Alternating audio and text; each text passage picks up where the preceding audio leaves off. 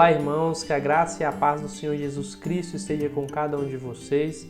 Nós estamos aqui para mais um estudo do Apocalipse. É agora que é o estudo que a Igreja Batista em Esmeraldas está promovendo para nós, nesse momento de tamanha relevância, né, com relação à pandemia e a todos os acontecimentos mundiais.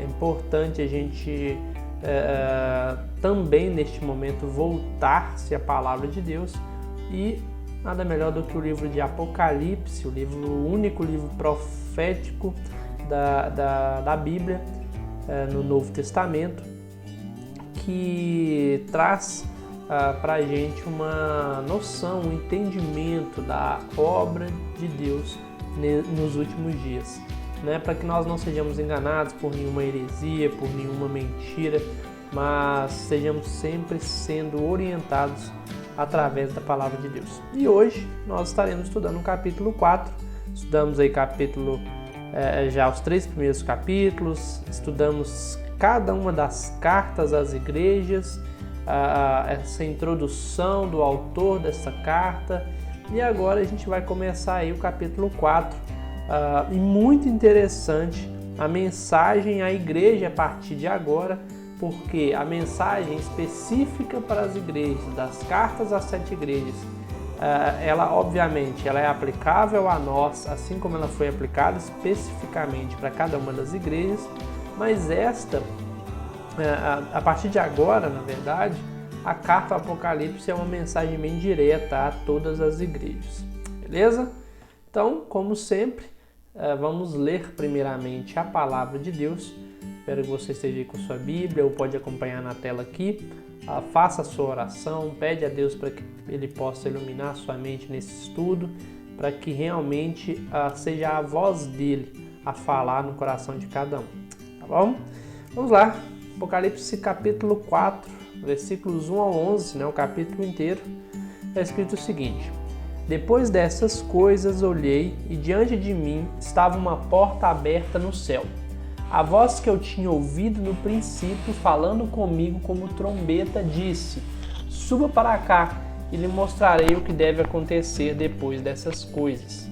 Imediatamente me vi tomado pelo Espírito, e diante de mim estava um trono no céu, e nele estava sentado alguém. Aquele que estava sentado era de aspecto semelhante a jaspe e sardônio. Um arco-íris, parecendo uma esmeralda, circundava o trono, ao redor do qual estavam outros 24 tronos, e assentados neles havia 24 anciãos. Eles estavam vestidos de branco e tinham na cabeça coroas de ouro. Do trono saíam relâmpagos, vozes e trovões. Diante deles estavam acesas 7 lâmpadas de fogo, que são os 7 Espíritos de Deus. Também diante do trono havia algo parecido com um mar de vidro, claro como cristal. No centro, ao redor do trono, havia 4 seres viventes cobertos de olhos, tanto na frente como atrás. O primeiro ser parecia um leão, o segundo parecia um boi, o terceiro tinha rosto como de homem e o quarto parecia uma águia quando em voo. Cada um deles tinha 6 asas e era cheio de olhos, tanto ao redor como por baixo das asas. De noite repetem sem cessar: Santo, Santo, Santo é o Senhor, o Deus Todo-Poderoso, que era, que é e há de vir. Toda vez que os seres viventes dão glória, honra e graças àquele que está sentado no trono e que vive para todo sempre, os 24 anciãos se prostram diante daquele que está sentado no trono e adoram aquele que vive para todo sempre.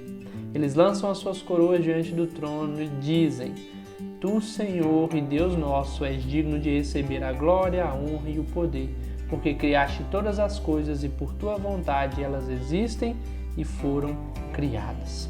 Amém? Bom, irmãos, nós estamos aqui lendo um capítulo que é rico em muitos símbolos, né? Nós temos diversos símbolos, diversos termos aí que claramente denotam uma linguagem figurativa e não literal, pelo menos dentro da nossa limitação humana, dentro do nosso pensamento humano, daquilo que nós conhecemos aqui, né, em terra. É um livro com uma riqueza de símbolos. E estes símbolos, que podem também muito bem serem literais no no plano espiritual, no plano dos céus, aqui de qualquer maneira eles querem mandar uma mensagem para nós em terra, e é por isso importante entender um pouco sobre o que significa cada um desses símbolos. Vamos fazer o que a gente já tem costume de fazer, a partir do verso 1, fazer uma avaliação, um estudo aí sobre cada um dos versículos. Bem? Olha só, a primeira coisa já está logo no início, quando ele diz, depois dessas coisas. Que coisas? Vamos relembrar aqui que nós estamos diante de um contexto muito sério. O Apocalipse sendo escrito no final do 1º século está dentro de um contexto de perseguição à igreja física, de mortes violentas, de pessoas sendo queimadas vivas por acreditar no que acreditam, de estarem sendo exiladas e presas, que é o caso do próprio apóstolo João, que recebeu a revelação do Apocalipse, está preso na ilha de Patmos. Você tem uma crescente do gnosticismo e outras heresias. Você está dentro de um contexto onde todas as igrejas que acabamos de estudar foram repreendidas, foram exortadas, chamadas, convocadas ao arrependimento por estarem errando e muito dentro de seu contexto, de suas sociedades, da onde elas estavam vivendo. Enfim, o contexto não era nada bom, né? As coisas aqui estavam feias para a igreja, não é verdade? Diante de todo esse contexto, aqui no capítulo 4, Cristo diz que depois dessas coisas, para que o apóstolo João prestasse atenção nele. E aqui eu já dei uma resposta também da segunda questão que esse versículo nos traz, que é a voz de quem? E essa voz era de Jesus, né? A voz que eu tinha ouvido no princípio falando comigo como trombeta disse, suba para cá e lhe mostrarei o que deve acontecer depois dessas coisas. Lá em Apocalipse 1, versículos 10 a 11, você vai ver que essa voz de trombeta era a voz de Cristo. Então Cristo, no versículo 1, está falando para o apóstolo João, depois de todo esse contexto aqui, que ele prestasse atenção, porque ele iria mostrar para o apóstolo João o que deveria acontecer depois destas coisas, né? E o chama para um outro plano, né? O chama, quando diz suba para cá, né? Venha. Em outras versões aí se apresenta, no início na verdade se apresenta a porta aberta no céu, né? Ele viu uma porta aberta e então Cristo chama para ele ver o que estava acontecendo lá. Então, enquanto tudo estava acontecendo nesse contexto terrível para a igreja aqui embaixo, Cristo chama para ele ver a igreja lá em cima, não é verdade? Então vamos seguir. Versículo 2 diz o seguinte, que imediatamente me vi tomado pelo Espírito, e diante de mim estava um trono no céu e nele assentado alguém. O que significa essa expressão tomado pelo Espírito? Né? O apóstolo João, no Apocalipse, acontece com ele 4 vezes. Essa expressão de tomado pelo Espírito acontece com ele 4 vezes. E basicamente significa não uma possessão, né, nesse sentido, mas que o Espírito o trouxe uma visão e essa visão foi dada a ele pelo Espírito. E essa visão ele não teria se o Espírito não o quisesse revelar. Então é isso que significa ser tomado pelo Espírito. Ele viu coisas, essas coisas ele não teria alcançado e nem visto se o Espírito não quisesse revelar a ele. Aos olhos humanos ele não iria alcançar essa visão e o Espírito deu essa visão a ele. E o trono logo adiante, que foi o início da visão que ele teve do Espírito, é o trono de Deus, que aparece 38 vezes no Apocalipse. E Luiz, tem algum motivo para aparecer tantas vezes o trono de Deus em Apocalipse? Não claramente, né? Não aparece 38 vezes por causa disso. Mas dá a entender que essa necessidade de reforçar o trono de Deus Porque no contexto que nós estamos estudando o Apocalipse, nós sabemos que o livro vem trazendo uma mensagem de esperança, e essa esperança sempre está sendo reforçada pelo fato de o autor da nossa esperança ser soberano, né? Ou seja, o trono de Deus, um termo de soberania de Deus, é continuamente repetido no Apocalipse para que nós não esqueçamos que ele é o soberano, né? Então este trono, este alguém assentado no trono, nós vemos aí no versículo agora 3 e 4, que era Deus. Essa imagem da pedra preciosa, do arco-íris e etc., relembrando a imagem deslumbrante, a imagem bela que é Deus. Ele estava sentado sobre esse trono. E ao redor deste trono tinham outros 24 tronos, onde estavam assentados 24 anciãos. Quem são esses anciãos? A Bíblia não deixa claro, né, e eu posso afirmar para vocês que aquele que vier afirmando que os 24 anciões é A ou B, essa pessoa ela pode estar muito equivocada, porque não existe na Bíblia a condição de afirmar algo sobre esse símbolo. Entretanto, assim como nós já estamos mantendo a nossa coerência nos critérios aqui de interpretação, nós sempre tentamos pegar aquilo que é mais aproximado da interpretação como um todo, né? Da Bíblia como um todo, do livro de Apocalipse como um todo. E nos estudos aqui que eu fiz, existem duas interpretações que são plausíveis, uma até mais que a outra. A mais plausível de todas é considerar que esses 24 anciãos é um símbolo, uma representatividade de todo o crente, que está sendo representado pelos as 12 tribos do Antigo Testamento e os 12 apóstolos do Novo Testamento. Então, os 24 traz essa ideia do todo, né? Dos 12 do Antigo Testamento, das 12 tribos e dos 12 apóstolos, que é uma representatividade ali dos judeus e dos gentios, né? Todos que estão com Deus, né? É uma representatividade mais aceitável. Mas existe uma outra também, onde esses 24 anciãos seriam todos os sacerdotes, porque lá em 1 Crônicas, capítulo 24, você vai ver dos versículos 7 a 19, um relato sobre uma espécie de escala dos sacerdotes de hora em hora, no total de 24 horas, e aqui trazendo o entendimento que seriam todos esses sacerdotes, todos esses líderes.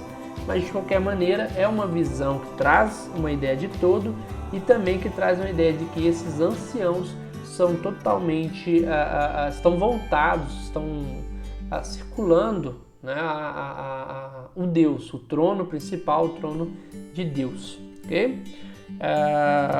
Bom, continuando no versículo 5, a palavra de Deus diz que desse trono saíam relâmpagos, vozes e trovões, reforçando o poderio e a soberania de Deus. Mais uma vez, a importância no capítulo 4 de reforçar que Deus é poderoso e soberano e que diante dele estavam acesas as 7 lâmpadas de fogo e os 7 Espíritos de Deus. Quem estava diante dele? Quem é esse das 7 lâmpadas e dos 7 Espíritos? A gente se lembrar aí, lá no capítulo 1, também, no versículo 4, a gente já estudou que os 7 Espíritos, na verdade, é uma representação do Espírito Santo de Deus, ou as 7 lâmpadas também. Então aqui, diante de Deus, estava o Espírito Santo de Deus. Então, o Deus soberano, o Espírito Santo de Deus, os 24 anciãos, que em outras palavras, representam um total de alguns seres, podem ser líderes ou todo o grupo cristão, estavam diante dele. E ali, João estava tendo essa visão esplendorosa de toda essa imagem. E agora eu quero que você pare um pouquinho aí, meu irmão, nesse estudo, e preste atenção no que está passando na cabeça deste apóstolo. Um homem que estava naquele contexto, depois dessas coisas, naquela igreja perseguida, naquela igreja sendo destruída, naquela igreja caçada, no aumento de heresia, no poderio humano parecendo ser o vencedor, e agora ele se coloca, é colocado na igreja eterna, é colocado no ambiente dos céus, e ali ele vê outra igreja, ele vê outra realidade, ele vê Deus sendo soberano, ele vê todos aos pés de Deus, ele vê o Espírito Santo de Deus, ele vê uma outra realidade, ele não vê uma igreja perseguida, ele não vê uma igreja sendo morta, uma igreja preocupada, uma igreja ansiosa.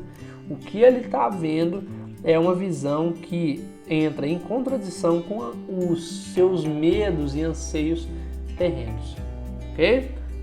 Pega isso aí que eu falei, que isso vai ser importante para o entendimento do final do capítulo. Versículo 6, ele diz que também diante do trono havia algo parecido com um mar de vidro, né? E esse mar de vidro, claro como cristal, também, assim como os 24 anciãos, não é possível afirmar algo, mas algumas interpretações são bem plausíveis. E, resumidamente, batem sempre na tecla da santidade de Deus. Esse mar de vidro, claro como cristal, representaria a santidade de Deus, em dois sentidos. No sentido de que o cristal naquela época ele era raro, tanto quanto a santidade, e a santidade rara de Deus, né, o mar de vidro, é uma santidade pura, né, ele é totalmente santo. Por mais que você busque a santidade na terra, jamais alcança a santidade de Deus. E também, até pela representatividade do mar de vidro, da sensibilidade, do fato de você não conseguir atravessar o mar de vidro. Nós, pecadores, não conseguimos chegar em Deus, né? Tem esse mar de vidro, e esse mar de vidro representa a santidade. A sua santidade não repele esse homem pecador, esse pecado em nós. Então aqui, em outras palavras, resumidamente, representando a santidade de Deus. E no centro, ao redor do trono, haviam 4 seres viventes, né? E quem eram esses 4 seres viventes? Tem muita interpretação sobre esses 4 seres viventes, mas uma também que é bem interessante, plausível pensar, é que esses 4 seres viventes seriam uma representatividade dos atributos divinos. Né? Lembra da aula de atributo divino? Né? Provavelmente você que é um frequente assíduo da escola bíblica dominical sabe o que são os atributos de Deus. Os atributos de Deus basicamente são suas características santas, né? Características que só Ele tem, né? Como por exemplo a onisciência, a onipotência, a onipresença, e até as que nós temos também, mas que ainda assim a de Deus é melhor, como a capacidade de amar, perdoar, entre outros.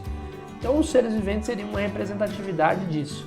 Mas interessante nesse versículo 6 que esses 4 seres viventes, independente do que eles representam, são seres que são cobertos de olhos, ou seja, nada foge desses seres viventes, sendo eles os atributos, por exemplo.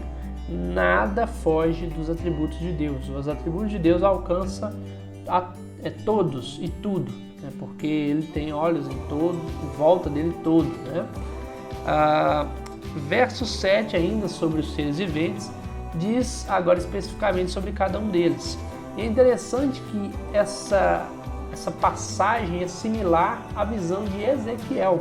Para nós que estamos estudando Apocalipse aqui, é importante lembrar que o estudo de Ezequiel, 2 Tessalonicenses, Daniel, Mateus 24, são passagens que também falam sobre o fim dos tempos e que vale a pena utilizá-las para estudo enquanto somos aqui estudantes do Apocalipse, porque você vai ver relações interessantes. A gente vai inclusive fazer mais algumas delas no fim desse estudo. Bom, e os animais aqui sendo representados ali no capítulo 10, versículos 9 a 17 de Ezequiel, eles são chamados de querubins, né? Um alto escalão dos anjos de Deus. E nos versículos 5 a 14 do capítulo 1, a imagem que Ezequiel vê é essa mesma que João está vendo, desses 4 seres que parecem um leão, o outro um boi ou bezerro, dependendo da sua tradução, um com um rosto de homem e o quarto parecia uma águia, né, quando está voando. E o que significa esses animais? Também, mais uma vez, por isso que eu disse no início, que é um capítulo rico em símbolos, né? E aqui mais um símbolo representando alguma coisa, e essa representatividade, reforço, é impossível alguém afirmar que é A ou B, se isso não está claro na Bíblia. Entretanto, as interpretações existem, as que são mais plausíveis e as que são mais, vou usar um termo popular, são mais viajadas, né? Elas são mais longe da realidade do todo da Bíblia. E uma que é mais plausível é que esses animais, sendo eles representações dos atributos de Deus, então cada um deles representa um atributo. O leão, por exemplo, a coragem, a força, o poderio, a soberania. O boi, o bezerro, representando a fidelidade, o sacrifício, a sua justiça. O terceiro, o rosto de homem, a sua inteligência, a sabedoria. O quarto, a águia, né, a sua capacidade, a sua visão. Enfim, então esses animais, esses seres significariam aí os atributos, e aí cada animal representando um ou dois ou três atributos aí divinos específicos, ok? Versículo 8 a 9, mais especificações dos seres viventes, dizendo que eles tinham 6 asas, cheios de olhos, inclusive uma imagem bem esquisita, né, sobre esses seres viventes, porque quando a gente tem a imagem de anjo na nossa cabeça, talvez você pense assim também, logo vem aquele ser todo branquinho, angelical, dos cabelos douradinhos e uma auréola. Porém, os anjos do Apocalipse, eles possuem 6 asas, cobertos de olhos, enfim, é um ser não tanto bonito. Bom, estes seres repetem continuamente que Deus é santo, santo, santo, que este Deus é todo-poderoso. Quero que você preste atenção neste momento da aula. O que a igreja do céu sabia que a igreja da terra não sabia ou havia esquecido? Entenda que esta igreja aqui, que João está vendo, com todos esses seres maravilhosos, angelicais, profetizando e dizendo: Santo, Santo, Santo é o Senhor, o Deus Todo-Poderoso, que era, que é e que há de vir. O que é isso? Que igreja é essa? Por que essa diferença da igreja lá na terra?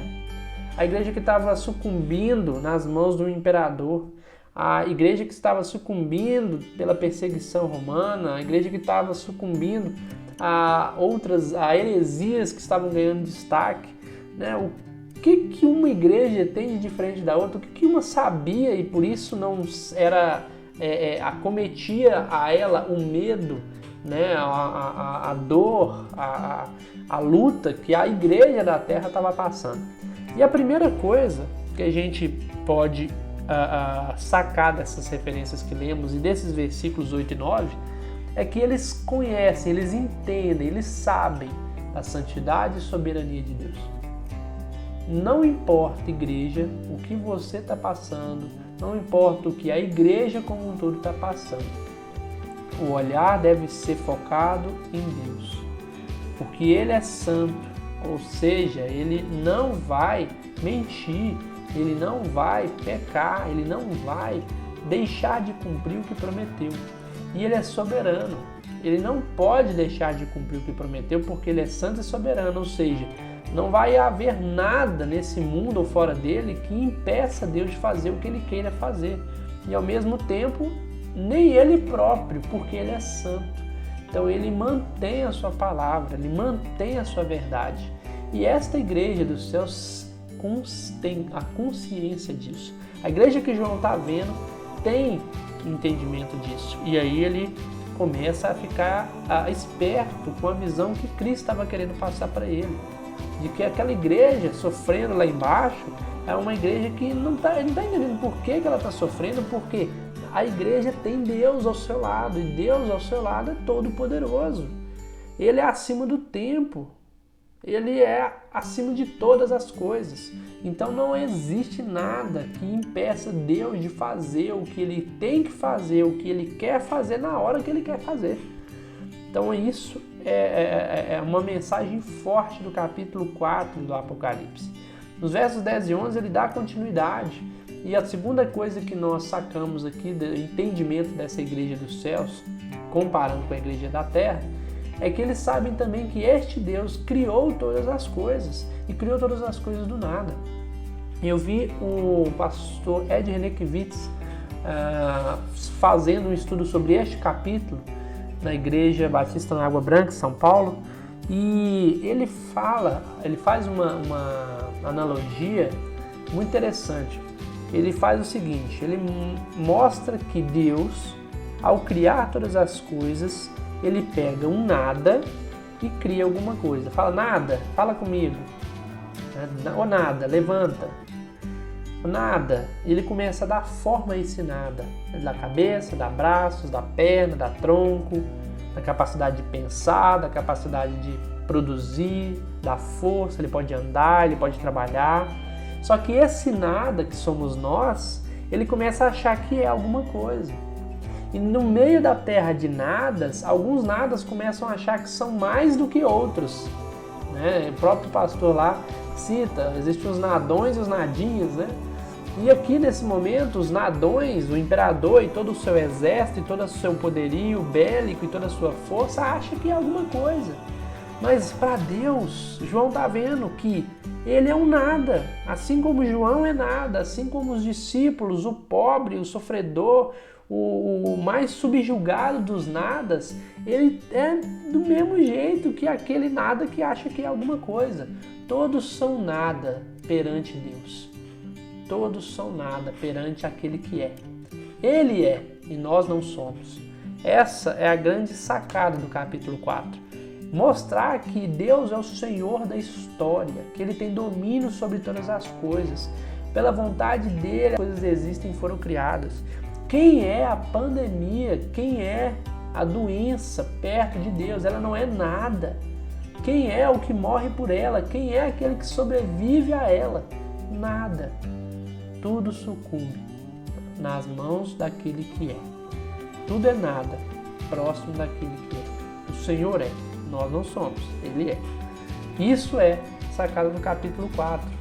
E no capítulo 4, que inicia-se dentro desse contexto de perseguição, de exortação à igreja que estava errando, de tudo que eu já falei aqui, Deus inicia a continuidade do Apocalipse. Né? O capítulo 4 é uma introdução a essa continuidade, dizendo o que ele vai fazer, mas mostrando, antes de tudo, que ele é poderoso para fazer.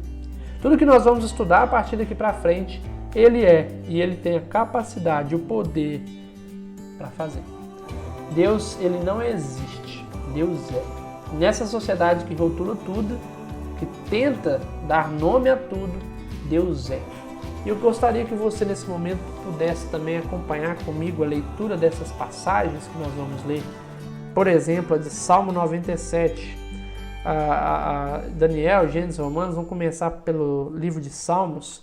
Está escrito o seguinte nessa passagem: O Senhor reina, regozije-se a terra, alegrem-se as muitas ilhas. Nuvens e obscuridade estão ao redor dele, justiça e juízo são a base do seu trono. Adiante dele vai um fogo que abrasa os seus inimigos em redor. Os seus relâmpagos alumiam o mundo, a terra viu e tremeu. Os montes se derretem como cera na presença do Senhor de toda a terra. Os céus anunciam a sua justiça e todos os povos veem a sua glória. Confundidos sejam todos os que servem a imagens de escultura, que se gloriam de ídolos inúteis. Prostai-vos diante dele todos os deuses. Sião ouviu e se alegrou, e os filhos de Judá se alegraram por causa da tua justiça, ó Senhor. Pois tu, Senhor, és o Altíssimo em toda a terra, muito mais elevado que todos os deuses. Vós que amais ao Senhor, aborrecei o mal. Ele guarda a alma dos seus santos. Ele os livra das mãos dos ímpios. A luz semeia-se para o justo e a alegria para os retos de coração. Alegrai-vos, ó justos, do Senhor, e dai louvores em memória da sua santidade. Olha que lindo o Salmo 97, como ele é coerente com o que a gente está estudando nessas referências. Reforçando que ele é o Todo-Poderoso. Reforçando que a base do seu trono é justiça e juízo, e que ele cumprirá com sua santidade. Anunciando o poderio que ele tem para julgar toda a terra. E proteger aqueles que são dele. Livrar ele das mãos dos ímpios. Mais uma vez, reforçando que todos aqueles, e aqui uma mensagem direta a João, que todo o Império Romano, João, vai ser confundido diante de Deus. Porque eles vão ver, nossa, Deus era o certo, Deus é soberano. E não somente o Império Romano, como outros impérios que sucumbiram, que pareciam que não iam sucumbir, sucumbiram, como o Egito, como a Babilônia, como toda a campanha helenística de Alexandre o Grande, como a Roma, que depois de anos sucumbiu também. E assim será com todos os tronos na terra, todos aqueles que adoram ídolos, todos aqueles que estabelecem homens e reinos como intocáveis, a China, os Estados Unidos, a Europa, tudo vai sucumbir, tudo vai cair, assim como outros reinos caíram diante do reino que nunca irá cair, o reino de Deus. Coloca isso na sua cabeça. Todos serão confundidos. Aquele que segue ao Cristo, aquele que segue ao Senhor, este não será confundido. Mas também na passagem em Daniel, capítulo 7, versículos 9 e 10, ele também cita algo que parece muito com o que a gente leu aqui em Apocalipse. Ele diz o seguinte: eu continuo olhando, até que foram postos uns tronos e o ancião de dia se assentou. Sua veste era branca como a neve e o cabelo da sua cabeça como a limpa lã. O seu trono chamas de fogo e as rodas dele fogo ardente. Um rio de fogo manava e saía de diante dele. Milhares de milhares o serviam e milhões de milhões estavam diante dele. Assentou-se o juízo e abriram-se os livros. Meu querido, um dia esses livros serão abertos. Permanece firme no Senhor, permanece firme em Deus, porque um dia esses livros serão abertos. E todos, sem exceção, serão julgados por aquele que é. Não os nadas, mas aquele que é julgará. Julgará o presidente dos Estados Unidos, julgará um Barack Obama da vida, julgará um Bolsonaro, julgará um Lula, julgará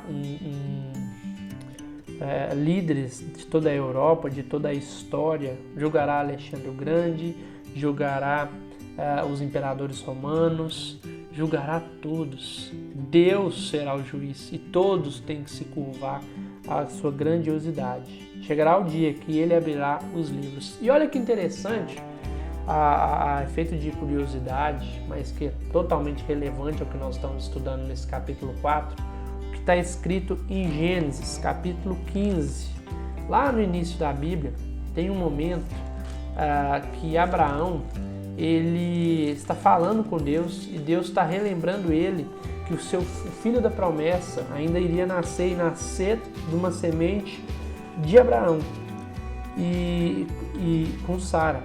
E Deus, para provar e mostrar isso para Abraão, chama-o para fora da tenda e mostra os céus. E fala para ele: conta as estrelas, vê se você consegue contar essa quantidade de estrelas aí. Ele disse, Deus, para Abraão: assim será a tua semente. Né? A famosa fala que ele será pai de multidões, verdade?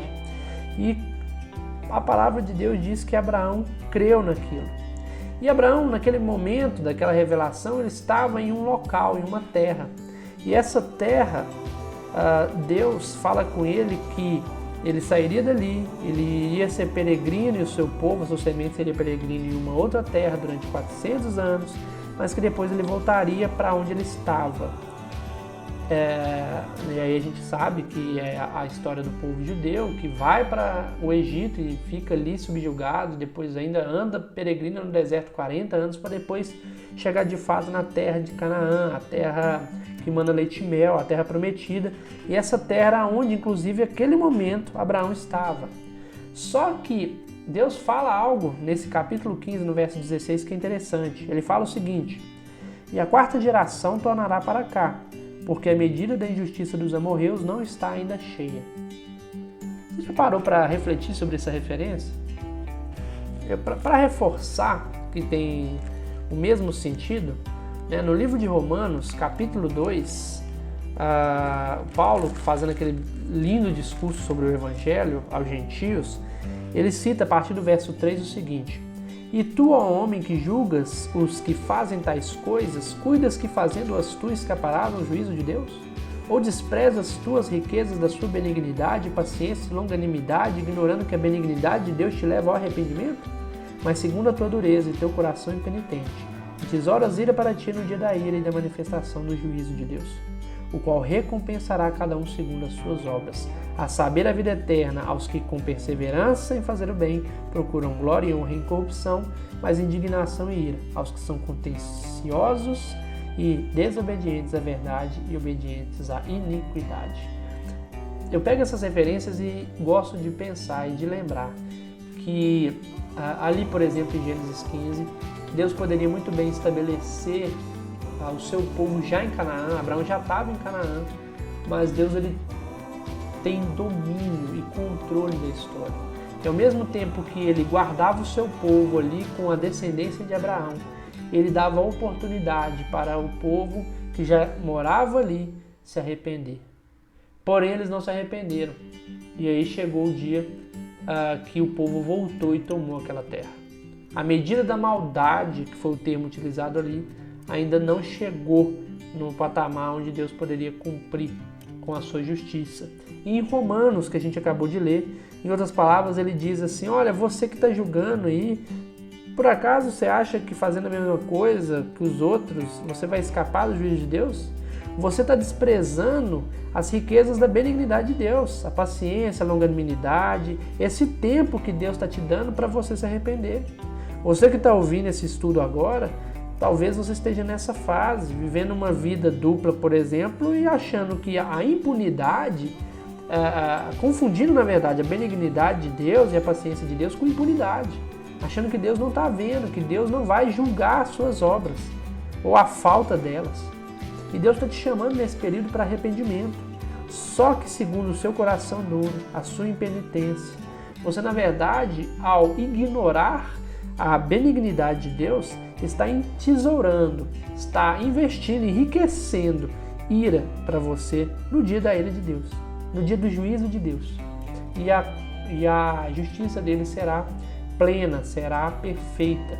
Assim como ele fez lá com o povo lá atrás, ainda a medida da maldade deles ainda não tinha chegado, assim também Deus fez com Roma, assim também Deus está fazendo hoje com os grandes poderes. Você pode achar que não tem solução, mas confie em Deus, Ele está no trono e Ele sabe de todas as coisas. A medida da maldade do ser humano vai chegar no limite. E as riquezas da benignidade de Deus, elas vão se inverter para cumprir a justiça sobre aqueles que têm que ser cumprido. Essa é a mensagem de Apocalipse, capítulo 4. Relembre, reforce que Deus é soberano na história, que não é pandemia, que não é o poder capitalista na mão de poucas pessoas, não são presidentes e líderes políticos e influenciadores que têm e detêm o controle do mundo, porque todos sucumbiram e os de hoje também sucumbirão, porque Deus é soberano na história e Ele vai cumprir a sua justiça no momento em que Ele, que também é o Senhor do tempo, que era, que é e que há de vir, ter vontade de cumprir. Porque Ele criou todas as coisas, Ele tem o poder, a capacidade, o conhecimento para fazer isso. Então confia, essa é a mensagem do Apocalipse capítulo 4. Beleza? Vocês aí que concluíram o estudo comigo até aqui, né? Eu espero que vocês estejam aqui também no próxima aula, no capítulo 5 de Apocalipse. E eu estou sentindo falta dos comentários, das dúvidas, das perguntas. São muitos símbolos, muita coisa em cada uma das cartas, em cada um dos capítulos. Manda sua dúvida, né? Me pergunta. É um estudo produzido pela Igreja Batista Esmeraldas, mas nós estamos postando em uma plataforma online pública, exatamente para que todos possam ter acesso, todos possam ser... que esse conhecimento possa agregar na vida de todos que estão acompanhando esse estudo. Amém? Então vejo vocês na próxima aula. Deus abençoe a cada um de vocês.